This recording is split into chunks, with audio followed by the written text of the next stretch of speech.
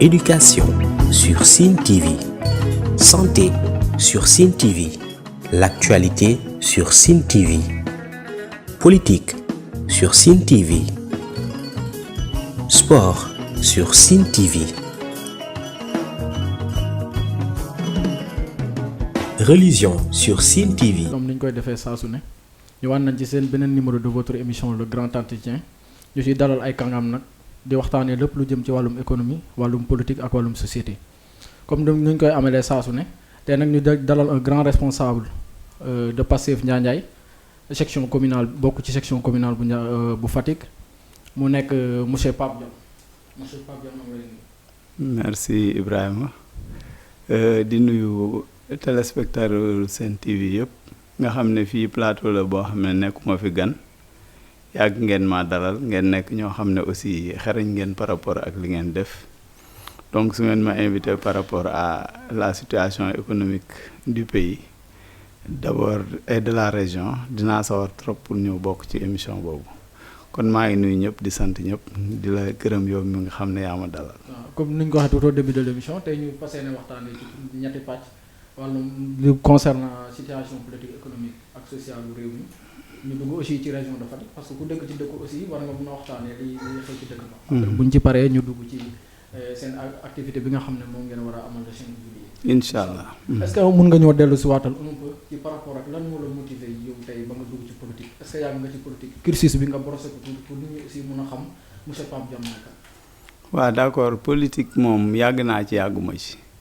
bon maa ngi njëkk a dugg politique presque defe naa en 2007 bi nga xamee ne bon am na doomu dëkk bi bon parfois je préfère ne pas citer de nom dugg na ci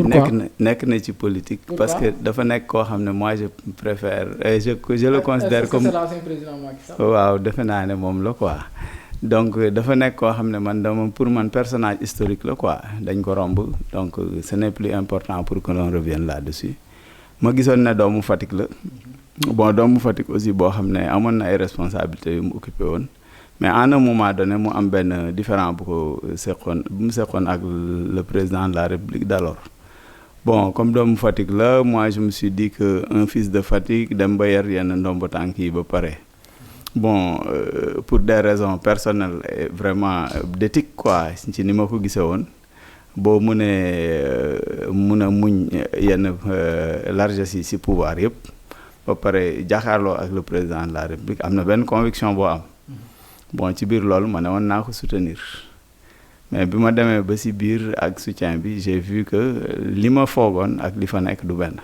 est-ce que demoo ba jàpp ne nguur gi daa bëgg a daanu rek nga radier. du tout parce que deful 1 an sax bi ma fa toogee xaarul ma mu dem nguur boobu mu ngi des ci opposition bi ci laa leen bàyyi. parce que man sama activité politique dama yàggoon di wax naan du ma soutenir benn gouvernement parce que dama gisoon ne gouvernement yi fi nekkoon yëpp c'était des gouvernements fantoches ni ma ko doon waxee. gouvernement fantoche mooy lan yow nekkaloo fi askan wi mais sa bopp moo la tax a jóg mais moom bi ma gisee ne dem na ba am ay ndongo tànk ba pare te terewul mu jëngu je me suis dit que kii am na lu mu gëm peut-être askanam la gëm mais bi ma àndee ak moom tuuti laa xam ne la nekkoon rek moo nekk ba tey. mais comme xesoon naa ba dugg dans la politique je me suis dit que dootuma bàyyi mais damay continuer nekk acteur mais damay toog nag xaar koo xam ne dinaa am la même idéologie que lui heureusement après traversé naa un parti nommé PRDS moom it bu ma àndee ak ñoom ñu dem ba ci biir j'ai vu que dem na sax ba naan ma bu ñu président recevoir oon ma xamal leen ne man bu fekkee ne président recevoir ma rek moo ma taxoon jóg kon du ma ànd ak yéen quoi kon dama naroon dem directement ànd ak moom parce que Fatick laa dëkk mu dëkk Fatick bon looloo tax ma fenetaloon loolu yëpp. léegi nag ba léegi nag ba 2017 ma gis le président Ousmane Sonko mu def mel ni discours sa Walfadjri ma seetaan ko gis ay conviction am xam ne un inspecteur des impôts et domaines moom itamit bu demee ba tronqué personnalité am nangoo dem au chômage dama gëm ne kon gëm naa askanam. ma ànd ak moom te non mais bu defuloon dara duñ ko dàq. ay révélation yi mu doon def. waaw révélation yooyu éthique am mayoon na ko mu def ko. éthique am mayoon na ko parce que boo ko dégloo ci biir discours am da lay wax ne la dans l'organigramme l'organisation maintenant de la fonction publique dañ lay wax ne la boo nekkee fonctionnaire boo xam ne da nga nekk ci benn structure bi bu fekkee ne ni mu waroon doxewu ko tu as la possibilité de le dénoncer et il a appliqué cette règle là ba li ko ci fekk ko ci donc licenciement arbitraire la woon parce que demoon nañ ba ci biir gars yi sax di ko jéem a récupérer waat mais moom dafa bañ donc éthique boobu ma gisoon ci moom ak conviction boobu moo ma ci bàyyi ba tey te maa ngi gis ne amaguma ci moom déception. waaw ñu gis loolu ñu gis jamono di dox ba élection présidentielle 2024. Le président Bassirou Diomaye Faye gagné élection yi. ngeen toog ci nguur gi. boobu ak léegi ñu gis ay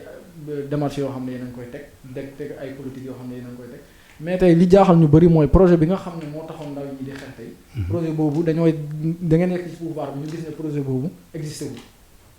parce que buñ sañee ne existé wul parce que yéen da ngeen ñëw. def xaw ma ñaata mois ci bi à peu près 12 mois xaw ma yooyu ngeen présente ñu benn référentiel boo xam ne 20 pages la te yéen a ngi doon wax avant ngeen di accéder au pouvoir ne am ngeen 4 cadres yoo xam ne ñu ngi toog di bind benn projet mais 4000 cadres yooyu fan lañ jaar loolu yëpp xam nga man toujours damay wax ne man du may jël ay information empirique maanaam information yoo xam ne dama ko dégg nii parce que yow li nga ma wax yëpp su fekkoon ne non du dégg. non defal ndànk rek man bi ngay amul benn projet boo xam ne yéen bi ngeen yëgee présenté ngeen ko. non d'après yow benn référentiel lañ gis. d'après waaw buñ la nee. avant loolu ñaari livre Ousmane Sonko lañ gis te loolu du projet. non defal ndànk rek yéen projet lañ leen wax. am na luñ leen projet moom mooy benn document boo xam ne dafa am ay axes yoo jël. ne bu ma jëlee nguur lii laa bëgg a doxal. ak nii laa koy doxal waaw nii laa koy doxal waaw loolu moom mooy projet. yow ki la ko wax daf la ne projet après moo la woon ne la lii mooy sama projet parce que jox na la benn référentiel muy référentiel 2050 muy 2050. de vision de jusqu'à 2050. bon foofu man je dis que bu sénégalais yi buggee ñu defar seen réew il faut ñu am dal am patience et puis am confiance aussi ci ñi nga xam ne ñoo leen di jiite. ci ñi nga xam ne àndoon ak ñoom ñu xeex ba yegg si fii au pouvoir comme ni ma la ko waxee personne ne se sacrifie nii ci kaw lu teguwul ci yoon te Ousmane Sonko Bassirou Diomaye Faye su fekkoon ne man comme ni ma koy waxee c'était des égoïstes bu leen neexoon ñu toog impôt et domaine yor seeni ndombo seeni teraanga dund ci ba jóge fii ils pouvaient le faire mais ils ne l'ont pas fait ils se sont dit que ñun on a quelque chose dans nos têtes on a des valeurs une valeur sûre que nous traînons avec nous léegi nañ dem dans la politique jéem a accéder aux commandes de l'État doxal loolu au bénéfice de la population loolu biñ ko waxee il fallait ñu won nit ñi ne loolu projet ngeen mooy li ma la wax rek c'est un projet parce que projet lii ak lii ngeen di def ba ngeen ne projet bi 4000 cadres projet mooy Ousmane Sonko ne projet bi mooy la sax nga baal ma mais Ousmane Sonko taxaw ne projet bi pare na daanaka ba noppi mais ngeen dem ba yëg ñu toog at boo xam ne ñun gisuñ projet yéen c'est-à-dire yéen a doon wax ne lii ngeen di xaar mais ki tëgg projet am ne leen projet la projet mooy li ma defagul mooy loo xam ne moom laa waaj pour def ko defaguma ko dinaa leen ko won lim leen won moo leen doyul yéen ñi nga xam ne yéen a ciy critiquer yépp loolu moo leen doyul non bul na ñun ah non ñun yéen laa mën a wax parce que xam nga li tax ma ne yéen man ni affaire yi di doxee ak li ñu waxoon ba léegi pour man dara dérogé wu ci dara changé wu ci léegi projet bi anam Ousmane Sonko moom mooy le référentiel de 2050 defal ndànk rek non projet bi c'est pas important loolu un élève de la licence mën na ko man ne la non référentiel bu non xam nga le diplôme n'atteste pas qu'on est médecin je sais le diplôme il n'atteste pas qu'on est médecin c'est pourquoi aussi defal ndànk rek comment 4000 cadres peuvent travailler et qui a dit ça parce que man li ngay wax ni dama koy soog a dégg de 4000 cadres ñooy bind loolu parce que yàgg nañ di ko wax non man plateau yi di ko naan am nañ 4000 cadres yoo xam ne ñu ngi liggéey ci projet bi xam nga léegi dama la wax ba Ousmane Sonko taxaw ne projet bi leen mu pare noppi na daanaka xam nga léegi dama la wax ngeen dem ba yéen ñu laaj leen projet ngeen ñëw toog ba ci kanam andi ñu benn référentiel bu 20 pages te mais référentiel présenté projet parce que amul benn montage financier boo xam ne def nañ ko ci naan xaalis bii lañ soxla diggante 2024 ak 2029 fii lañ koy jëlee nangam ak nangam loolu la ñuy xaar mais pour bind nii rek théoriquement loolu aussi est-ce que population bi loolu la ñuy xaar xam nga loo xam ne tey jii ñu bañ ko ñu nangu ko noonu la àdduna doxee théorie sans pratique elle est aveugle pratique sans théorie elle est sans fondement comprendre nga donc ñu Ousmane Sonko ak le PASTEF mënuñoo taxaw wax nit ñi ne on a un projet accéder au pouvoir di doxal am na loo xam ne bu ñu amuloon benn vision amuñu benn axe amuñu benn référence boo xam ne ci lañ tënk li nga xam ne moom la ñuy def duñu mun a dem toute sincérité léegi nag quand vous êtes des opposants il faut que du ma defee dara nga ne non li baaxul nii la mel xam nga loolu moom c'est de bonne guerre léegi nag ñun on est d'accord on est perméable à la critique parce que gis nga ki nga xam ne dafay dox critique daf ko jig parce que dafay tax bu naroon jëng mu xam ne fii bu ma fi jaaree du dem mu taxaw donc man critique yi ñuy def nii dama ci ànd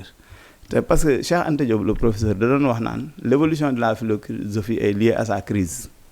donc bu crise amee dafay tax ñu toog waxtaan xalaat delloo si suñuy xel xool orientation bi gën a baax pour ñu jël ko pour dem léegi nag man li may wax par rapport ak li nit ñi critiques yi nit ñi di joxe yépp moom mooy que nañu revenir sur nous-mêmes revenir sur nos consciences revenir sur notre destin xam ne ñun Sénégal ñoo moom Sénégal bu doxee ñun lay doxal bu doxul ñun la doxalul donc tey jii critique pour critique c'est pas ça nañu critique am critique yoo xam ne critique constructive la ñu jéem ci dox may les gars là le temps et le temps matériel pour mais ñu dem. est-ce que ngeen ko le président Macky Sall mayoo leen ko. Macky Sall il a plus que le temps parce que yow 2 mandats yow bi ngay ñëw da nga ne woon le pays nii je vais changer même la constitution et je vais me limiter à 5 ans tu as fait 2 fois 7 ça fait 14 ans 14 ans à la tête d'un pouvoir c'est largement suffisant la plus grande démocratie du monde muy États-Unis ñaari mandat de 4 ans la muy 8 ans comprendre nga dans un pays qui est organisé dans une structure qui marche yow bu ñu la joxee réew mi avec les institutions ak li nga xam ne moom lay àndal yépp les corollaires normalement boo defee 10 ans war na doon des résultats palpables mais palpable résultats yooyu ñu ngi ko war a attendre si l'épanouissement de la population warul nekk ay tabax naa tali tabax naa lii parce que loolu bon li Mugabe di wax naan remercier un président qui a construit une route ou bien un hôpital ou bien un stade dans un pays c'est dire merci à un guichet automatique qui t'a remis ton argent. mais est-ce que yéen aussi li ñuy gis tey est-ce que newul moom ngeen li président Macky Sall doon def ancien président de la République. est-ce que newul moom ngeen di reprendre. parce que bu ñu gisee temps yi ak aussi achat véhicule yi ngeen wax assemblée nationale. andi na tolle boo xam ne kenn xamul ngeen commencé discordé wu carrément ñu gis Guy Marius Sagna taxaw fii Cheikh Oumar Diagne taxaw fii ku nekk di défendre discorde commencé am carrément c'est-à-dire que li ngeen waxoon est-ce que yéen aussi yéen a ngi koy kii ak population bi yéen ngi sàmm loolu seen diggante population parce que dem bay jël ay oto yu jar 40-50 millions alors que situation pays bi demeewul noonu loolu aussi c'est à revoir. non tey jii man boo fekkee ne yaa ngi suivre man demoon naa Walfadjri le mardi passé on m'avait posé la même question je vais revenir sur ça xam nga le problème des véhicules tey jii bu ñu demee ba ci am réew ñu taxaw naan député oto c'est parce que les mentalités sont très bas. Pourquoi? xam nga lu tax les mentalités sont très basses le député bu fekkee ne député du peuple la on doit le mettre dans les conditions pour mu exercer son travail conditions yooyu nag mobilité da cee bokk mais mobilité dans un pays warul yem donc ci député warul yem ci président de la République dafa war a lawteeq toute la population comme je l'ai dit et puis ñuy voyager dans de très bonnes conditions léegi nag li indi débat bi mooy comme li nga wax la valeur du véhicule tey jii Macky Sall bi mu fi nekkee moom moo ak alloué woon 900 000 aux députés ça c'est quelque chose qui a déjà été fait dans l'Assemblée nationale mu am ba exister ba député yi ne seen am la ñoo ko moom le président bi fi nekk moom il a jugé que prendre les 900 000 di leen ko jox nga jëndal leen ko oto moo ko gën ça c'est sa vision ah man dama ko nangul kooku affaire am la bu dee nag man maay jël samay décision par rapport à l'État wax naa ko Walfadjri waxaat naa ko fii du ma ko def du ma jënd oto yu toll noonu dinaa leen jëndal ay oto nag mais valeur oto bi du yegg noonu. mais parce que xam nga la moo tax parce que li ngeen doon wax. non te defal nànk bul ne li ngeen doon wax. kenn moom defal nànk parce que yéen a doon wax ne le don de soi pour la patrie. ñun ki ñu don de soi yéen a doon woote loolu. parce que man ki ma jàpp ne dañoo dem ba def ko député. donc man ku ma jàpp ne dañoo dem. xam nga tey jii bu fekkee ne population bi li ñu jàpp mooy kooku. bu nekkee ne moom da doon xeex pour naan day sacrifier pour réew mi. kooku aussi ñu jox ko ay c'est-à-dire ñëpp d'accord nañ ne dañ leen war a jox oto mais dem ba ay oto yu 40 ak 50 millions loolu la Sénégal ay d'accord. donc loolu comprendre nañ ci. waaw d'accord nañ ne le prix des véhicules dépasse xam nga li ma la l'attente des Sénégalais. loolu Ousmane Sonko bi nga xam ne parce que ñun notre première référence c'est Ousmane Sonko est-ce que xam nga li ma la. lu mu wax daal gongo. non du lu mu wax mooy gongo mais li mu waxagum yëpp gongo la. Et je vais y revenir parce que Ousmane Sonko su fekkee ne moom lañ jël keroog bi ñu waxee affaire véhicule moom dafa ne woon nañ jëndal véhicule yi ay moteur donc il est toujours dans sa logique lui Ousmane Sonko mais revenons maintenant à l'Assemblée nationale c'est une institution le président de l'Assemblée nationale c'est un élu l'Assemblée nationale a un mode de fonctionnement qui est libre, différent de tout autre mode de fonctionnement qui n'est pas l'Assemblée nationale. Donc, pouvoir au bopam là. Donc, ces décisions, nous ne pouvons pas y revenir. On peut émettre nos opinions par rapport à ça. Mais vu votre organisation, vous avez organisé vous non, c'est-à-dire, mais loolu yëpp boo leen dajee est-ce que mënoo pour ngeen waxtaan ak El Malick le président de l'Assemblée nationale pour mu dellu si ginnaaw kon yaakaar naa ne non defe naa ne ba léegi paasewul comme li ma la wax rek léegi wax naa ko aussi sama émission bi passé nee naa leen tey jii ak fi ñu nekk tey boo demee bay jëndal député oto wala ku mu munti doon koo xam ne c'est un membre de l'État lii yoon moom mooy que nga def ko mu dëppoo ak li nga xam ne mooy amu réew mi asalaamaaleykum mais bu fekkee ne yow li nga koy jëf ñu ngi koy jox wala li nga koy defal réew mi attanu ko wala bu ko réew mi attanoo aussi am na feneen fu mu ko soxla defe naa ne ñu orienté ko foofu moo gën a yell. te du bii rek moo ko gën a yell parce que Guy Marius Sagna souligné na ne jotoon ngeen fi ay suukaru koor moo ko gën a yell. ay suukaru koor moo ko gën a yell. loolu Guy Marius Sagna waxe aussi bi ma ko waxee man bi ñu ma ko waxee dama leen ne Guy Marius Sagna bu fekkee ne li mu wax dëgg la. loolu lu ñu war a bàyyi la lu ñu war a réprimer la du yoon comprendre nga loolu léegi nag du déroute par rapport ak seen objectif par rapport ak seen vision non déroute balaa ñu koo xam mooy ñu yegg à la fin du mandat li ñu bëggoon amuñu ko ñu xam ne on a dérouté mais ba fi mu toll nii on est sur la voie te il n'est jamais tard pour bien faire. Donc man dama gis ne ñun war nañu accorder benn sursis benn tolérance par rapport à l'action benn temps à l'action gouvernementale mais tey jii dañu ñëw rek tout le monde a voulu que benn journée bi rek ou bien benn année bi ñu solutionner ci les problèmes alors que teen sax boo koy gas di nga ko may temps mu bënn donc fii man pour man nañ leen may temps. mais aussi te xam ne ils ont aussi di ko gas bu aussi xam nga leen temps dinañ am yaakaar ne dina kii mais boo gasee fii gas nit ñi am nañ yaakaar parce que tey ji yow boo xoolee tey dëkk boo xam ne benn nit lañ fi doon wax dans l'ancien régime que yor na 400 milliards keneen yor na léegi est-ce que nga defe ne loolu mun na militer si que nga ñëw rek changer les donnes parce que li nga war a changer ce sera un capital ce sera de l'argent te option wu Ousmane Sonko ak son gouvernement ce n'est pas d'aller quémander wala ngay jëli feneen xaalis mais si ressources yi nga xam ne moo nekk ci dëkk bi parce que dañu bëgg a génn si dépendance parce que anglais dafay wax naan we need help but when that help us to get rid of help nee na bëgg nañ ku ñu dimbale mais ndimbal lu ñuy jëlee ci ndimbal mais ndimbal lu lay dëkkaloo ci ndimbal dafay mel ni éternelle perfusion suñ ko dindee rek nga dee donc ñun dañu bëgg la survie des Sénégalais jóge ci leur effort propre jóge ci leur ressource propre te loolu pour que nga def ko foog mu metti quoi foog mu jafe mais nag résilience moo koy mottali na nit ñi nangoo muñ ñun ñëpp ñu ngi ci dëkk bi génnuñu fi man yoruma ndomba tànk yoruma xaalis boo xam ne du lu may liggéey yoruma leneen te pourtant man maa ngi dund comme les Sénégalais donc je me dis que les Sénégalais ont la capacité de résister encore comme ils l'ont fait jusqu'à enlever le régime bi fi nekkoon pour man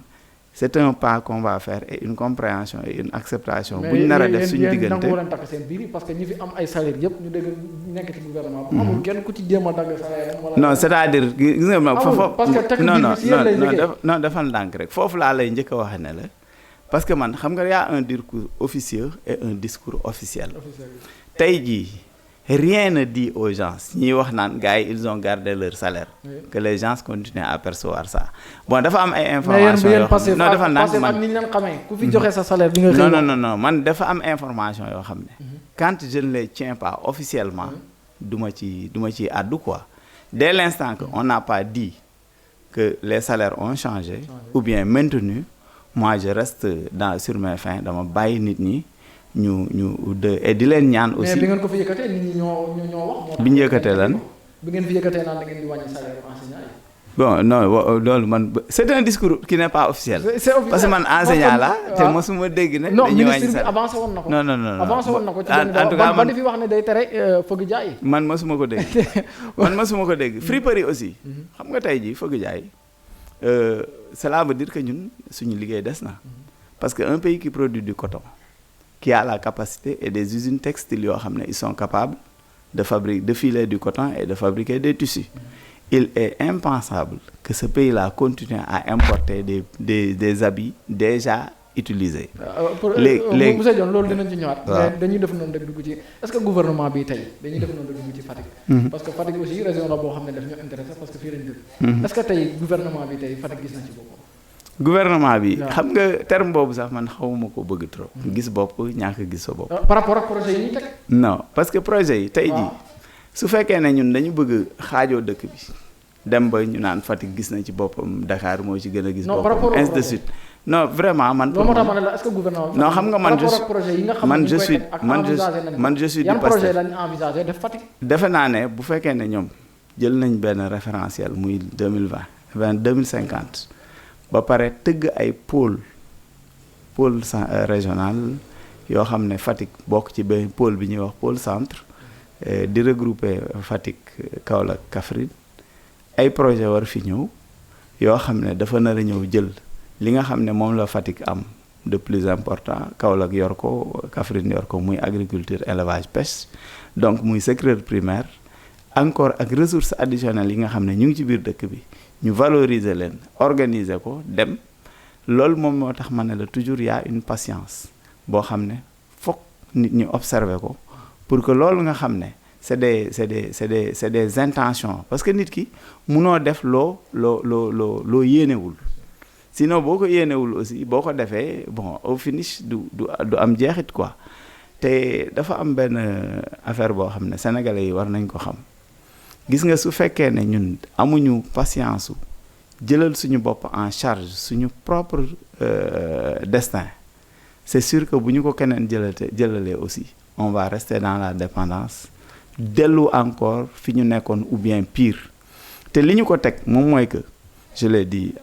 tantôt fële bi ma demee Walfadjri que bi nga xamee ne on a pris nos indépendances ak léegi ça fait un demi-siècle et plus su fekkoon ne lañ waroon ci tabax ci tali tabaxoon nañ ko yow tey exemple bi may jël bi gën a gàtt mooy la nationale bi jógee Dakar romb dem ba Kidira jaar Fatick mais nationale boobu 2 voies la ba léegi 50 ans après nos indépendances te am na ay responsables politiques yoo xam ne li ñu yor ci xaalis presque mu ngi mel ni ñu jël 100 kilomètres ou bien 200 kilomètres de goudron dugal ko seen poche économique ak sociale tey région de Fatick. tey ndaw yaa ngi nii amul liggéey. situation bi. mais loolu du Fatick rek de c'est l'ensemble du pays. gis nga ndaw réew yi mais politique mun ngeen jàppale tey ndaw Fatick yi pour ñu mun a liggéey li nga xam ne ni autorités yi fi ne woon. gis nga jàppale yéen ngeen mën koo réussir. gis nga jàppale boobu ma leen ngeen di wax noonu état pour man son rôle du nekkul jàppale mais organiser nit ñi à ce que ñoom ñu mun a demal seen bopp voler de leur propre zèle loolu mooy vraiment le rôle d'un état. mais xam nga aide lan ngeen def au niveau de Fatick. au niveau de Fatick. lan lañ bëgg a def. lan ngeen commencé. moom mooy li ma la wax. parce que dem ngeen fi at et quelques mois lan ngeen tàmbale ak fan ngeen bëgg a yóbbu tey Fatick. Fatick mooy li ma la wax rek l'établissement des pôles. gis nga bu fekkee ne pôles yi ñun xaaruñu ba pôles yi nekk en exécution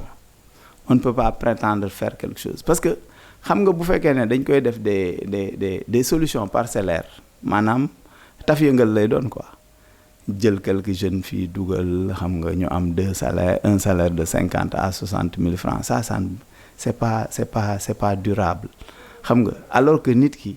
da nga war a moom sa bopp mën sa bopp te pour nga def ko il faut des projets structurants valables viables xam nga li ma la wax yoo xam ne pérenne nag nga xam ne bu ñëwee dafay inscrire dans la durée saa yu naree jeex c'est parce que am na beneen bu ko nar a supplanter boo xam ne moo ñu nar a yóbbu. te les jeunes ñàkk projet aussi donc mën na seen ñàkk projet est-ce que ñàkk jubóo bi ngeen ñàkk jubóo yéen waa Pastef Fatick. est-ce que ñàkk nañu. parce que yéen jubóo est-ce que ñàkk nañu jubóo. man dama def waaw am na discord te foo gis dégg nga li ma la wax léegi. est-ce que newul aussi. li daloon APR moo leen bëgg a dal bi au niveau de Fatick. bon Fatick man je me dis que discorde moo am maanaam ñàkk a déggoo mais du ñàkk a jubóo parce que su fekkee ne dafa am ay problème si diggante Fatickwaay biir Pastef Fatick quoi je me dis que Pastef Fatick conscient na ne dafa am ay problème kon dafa war a toog daje toog waxtaan mais nekkul ngay dem naan man dama joteeg kii dama joteeg kee te dama defe ne li fi nekk man pour man du problème mooy lan mooy que koo xam ne da nga nekk dans un parti politique da nga war di def li nga xam ne moom la parti politique bi édicté mooy lan parti politique bi dafa am ay charte et règlement yoo xam ne bind na ko képp koo xam ne nag yaa ngi ci parti bi boo bëggee parti bi dox boo bëggee du am problème da ngeen di def li nga xam ne moom la leen parti bi sant comprendre nga li ma la léegi ma dellu si waat tubaab dafa ne vivre en commun c'est que chacun taise ses particularités et que l'on mette en exergue ce que nous avons de commun ce que nous avons de commun c'est notre pays c'est notre parti c'est notre nation boo déggee ñuy wax dëkk nit ñi ñoo tax dafa am benn bindkat benn ancien premier ministre la sax bu tuddoon Olof Palmer moo nekkoon premier ministre Suède dafa ne le développement c'est pas la croissance économique mais c'est le bien-être de tout un chacun vivant dans la cité tout un chacun la wax tout ba pare. est-ce que loolu yéen a koy pratiquer. est-ce que man dafa parce que waaw loolu la ñuy pratiquer loolu lañ bëgg a. parce que boo leen ko pratiquer est-ce que discours bi dina am non tey jii 10 ans moom moo tax xam nga dama la wax ne la pour ñu mën a solutionner xam nga y a des problèmes on l'a dit y a des problèmes dama la wax ne la problème yooyu du dara lu dul incompréhension du dara lu dul ñàkk a appliquer les textes du parti yi nga xam ne c'est très clair. texte parti bi nag bu clairé ba pare mu am ci ñoo xam ne appliqué wuñ ko mu am ci ñoo xam ne dañu bëgg a am dem ak seeni sentiment c'est sûr que dafay am problème parce que sentiment day bay neex wala neexuma mais bu fekkee ne texte la bu fekkee ne législation la ñun ñëpp dañ ciy conformé wu buñ ci conformé wu amul problème tooñu ma la tooñoo ma bu la neexee texte bi moo ko wax bu la naqaree texte bi moo ko wax te yow léegi su fekkee ne yaa dem ba adhérer ci benn structure texte bi nu mu munti mel tu dois faire violence sur toi-même ba pare appliquer ko man moo tax ma jàpp ne du problème mais incompréhension la te je pense que comme ñu ngi koy wax dina dëñ. malgré que wax nga man jàpp naa ne problème dafa am. est-ce que tey élection municipale yi di ñëw. est-ce que tey da nga compté wu tey présenté wu wala da nga compté wu gunge nit est-ce que tey envisagé nga gunge nit wala yow compté nga présenté wu. xam nga man nit laa. te nit li ko njëkk a li koy njëkk a tëgg li koy njëkk a def mooy ambition donc man am naa ambition te sama ambition yemelu moo ko fenn donc nekk maire dëkk bi aussi nekk na ci sama xel de. bëgg naa doon candidat xam nga mais nag bëgg naa doon candidat taxul ne man maay candidat mais nag bëgg naa ko te bu fekkee ne yàlla may na ma ko dinaa doxee. doon candidat. est-ce que tey yaakaar nga ne parti bi nga bokk tey dinañ la tagg pour ne yow lañu. kooku daa dépend ci parti bi rek. mais li nga xam ak buñ la tabul yëpp yow. man je serai du parti parce que je suis du parti parce que li ma indi ci parti bi d'abord mooy la construction nationale nekkul ne ma am ci ndomba tànk wala ma ñàkk ci am ndomba tànk parce que maa ngi ci parti bi boobu ba léegi maa ciy def sama bopp di ci def sama énergie comme li ñuy wax sacrifice de sang de bien et de temps man maa ko def. mais parti bi bon je ne lui demande pas de faire quelque chose pour moi actuellement nii mais de faire ce qu'il doit faire pour que les choses puissent marcher comme on le souhaite. te léegi nag man balaa ñuy glisser suñu troisième point mooy waxtaanee activité bi ngeen jëm. tey lan nga jàpp ne tey moom mun naa génne cette Fatick ci situation bi mu nekk. li gën a génne Fatick ci situation bi mu nekk. parce que loolu la ñuy xaar ci yéen parce que yéen ay leader ngeen da ngeen jóg ne da ngeen di def politique pour Fatick. mooy ñu valoriser ces ressources bi ci njëkk mooy la ressource humaine mooy les jeunes yi fi nekk parce que Fatick soo ko xoolee c'est à 80% presque jeune te jeunesse moom mooy vigueur mooy doole donc je me dis que tey jii am na nu ñuy organiser les jeunes de Fatick ils peuvent aller loin ils peuvent aller avec beaucoup d'énergie mun nañ def lu rëy te ressources yu ko def ñu ngi fi mais léegi quant à bu ñu jëlee par exemple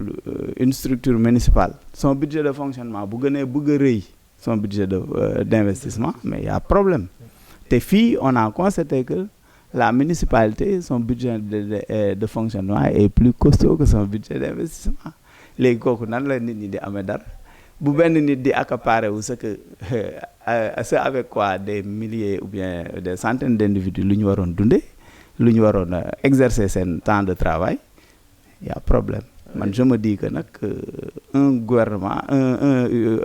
une municipalité sérieuse et honnête quand elle viendra defe naa ne elle va renverser la tendance elle va voir que elle a de l'or sur les mains mooy sa jeunesse mu dynamiser leen woo leen waxtaan ak ñoom il a des artisans il a des ressources autour de lui lépp mu valoriser ko pour le bien-être des populations. bien-être des populations yaakaar naa tontu bi leer na dañuy def noonu rek glisser ci seen événement bi ngeen di préparer le 5 juillet. ngeen di def benn rassemblement pourquoi ngeen sentir ce besoin de rassemblement. li tax ñu sentir ce besoin de rassemblement mooy que y a une léthargie au niveau du parti au niveau de Fatick boo ko xoolee depuis élection yi ba léegi activité amu fi bon ma remarqué aussi que bon activité tubaab day wax naan la nature a horreur du vide donc on ne doit pas rester comme ça à ne rien faire alors qu'on a de la matière c'est quoi moom mooy que on doit regrouper réunir et dynamiser le mouvement patriotique sénégalais le mouvement patriotique fatickois bi nga xam ne moo nekk suñuy loxo parce que ñun ñoo engagé woon di liggéey ba yegg si fii donc ma gis ne par des actions ponctuelles waroon nañ di mën di def dara ñu toogoon nag xalaat ne bon pourquoi pas ne pas faire un meeting te li ko gën a lal mooy que ñun dañ fi initié woon meeting quand on était dans l'opposition le 25 février 2024 meeting bi ay gaaw l'ancien régime saboté ko yàq ko bon def fa lu nekk bon dans notre esprit on s'est dit que comme defoon nañ ko ñu yàq ko te tey jii yaakaar nañ ne kenn dootu ko yàq waaye même bu ñu yorul nguur gi dañu defe ne justice bi dina teg affaire yi ci yoon parce que bële bi ñu ko yàqee ñun porté woon nañ plainte jaaroon nañ fi ñu war a jaar mais gisuñu woon répondant donc fi mu toll nii ma yaakaar ne bu ñu tegaatee affaire boobu dina drainer waat les patriotes réunir leen autour de l'essentiel pour que bu lu ñu bëgg a def ci biir dëkk bi les patriotes mun ko def te aussi dina tax aussi ñeneen ñi nga xam ne ils étaient dans le doute ñi nga xam ne ils sont indécis ñu ngi toog di xaar ñun on leur tend la main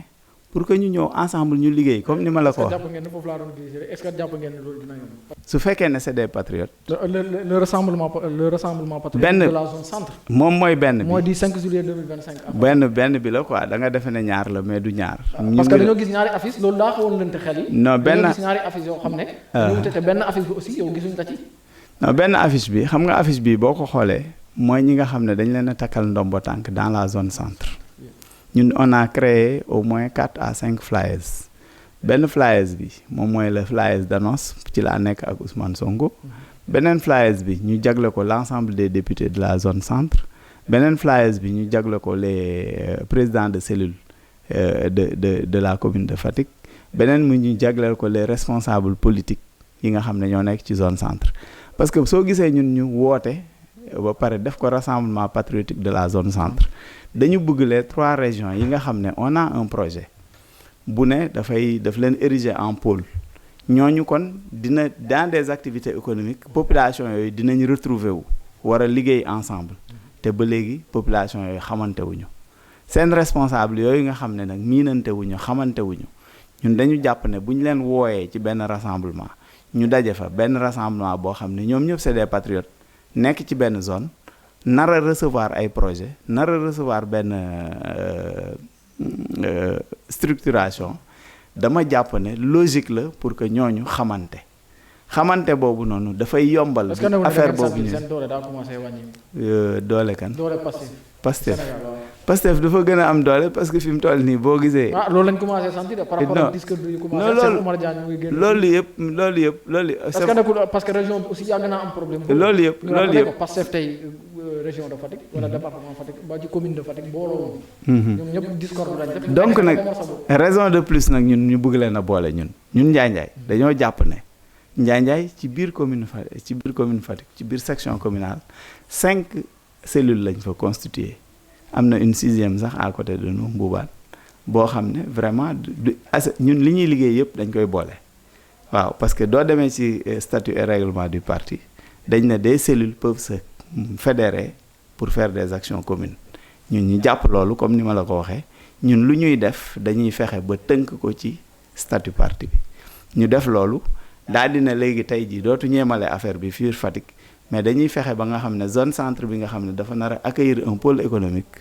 ñu fexe ba seeni doom ñëw xamante daje saafonte pour que bu projet bi ñëwee day yomba yor. leer dogguma la tontu bi leer mais li ñu cëraloon ci waxtu moo ñu xaw tey ban message ngay lancé population pour ñu ñëw ci participer ci activité boobu ak ban message aussi ngay. li may lancé population mooy que di leen wax ne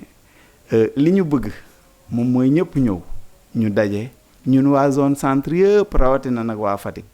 te Fatick aussi bu ma koy waxuma patriotes yi rek parce que patriotes yi ay sénégalais lañ te ñeneen ñi aussi ay sénégalais lañ ñu bëggoon sénégalais yëpp ñoo daje ci benn mot bu ñuy wax patriotisme te patriotisme mooy yóbbu ñun réew mi parce que ñun patrie lañ am te la patrie lañ wax donc les patriotes doivent se retrouver autour d'une patrie léegi li may waxaat encore moom mooy que le 5 bi ñu jàppoon. dañ ko jàpp mu tase tamxarit ñu jàpp ko mu tase aussi ak activité culturelle u waa Njaanjaay yi muy Joobay nga xam ne le 7 lañ koy célébrer ñu jàpp ne kon nit ñi boo moytu ils seront partagés ñun dañoo décider waat dàq suñu activité boobu ba le 26 mais toujours support publicitaire yeeg support affiché lépp ça reste valable mais daal na patriote yi xam ne fi mu nekk nii ñun le 5 juillet boobu ñu leen waxoon dañ ko déplacé ba le 26 juillet. samedi waaw dootuñu dañ ko déplacé ba le 26 juillet dañ ko reporté ba le 26 juillet le 26 juillet donc boobu moom bu ñu yàlla mayee fekk ak tal ñëpp la ñu woo Njaajaay képp dëkk Fatick ku dëkk Kaolack ku dëkk Kaffrine ñëpp ñu ngi leen di woo yéen aussi ñu ngi leen siy convier parce que yéen ku siw yéen a ko siwal donc ñu ngi leen di tàllal loxo bëgg suñ collaboration bi continuer law ba yéen seen Sine TV bi man toujours dama koy wax ñu ériger ko en télévision internationale xam nga ngeen am toutes les prérogatives pour couvrir des événements parce que vous l'avez toujours fait. man maa ngi tàggu aussi di la gërëm Ibrahima. di gërëm say caméraman di gërëm encore une fois kër gi nga xam ne sama kër la yàgg naa fee ñëw. di gërëm aussi population fatickoise yëpp di leen wax ne bu leen xàddi di leen ñaan ngeen amaat patience takkuwaat ñëw jàpp ci projet bi te xam ne projet bi suñu projet la ñun ñëpp réew mu fi développé ay doomam ñoo ko développé dëkk bu fi développé ay doomam ñoo ko développé te am nañ xel am nañ ay loxo am nañ outil yoo xam ne mun nañ ko defee outil bi njëkk nag ci outil yi mooy loxo te Anaxagore dafa wax ne l'outil c'est le prolongement de la main. Donc, ñun on a des mains, armons-nous d'outils et construisons notre commune, construisons notre région, construisons notre pays. maa ngi leen di gërëm di leen sant merci. merci monsieur Dione. yaakaar naa tontu yi leer na. gënoon nañ nag gën a guddal waxtaan bi mais temps bi moo ñu xoj. yàlla baax remercier bu baax pour la qualité des réponses. di remercier aussi internautes yi nga xam ne ñoo ñu doon seetaan. di remercier équipe technique bi nga xam ne ñoo ne woon ci ginnaaw tax lépp mun a yemb ñu ngi leen di dex dig daje ci seen beneen émission Grand Entretien. Éducation sur Sine TV, santé sur Sine TV, l'actualité sur Sine TV, politique sur Sine TV, sport sur Sine TV, religion sur Sine TV.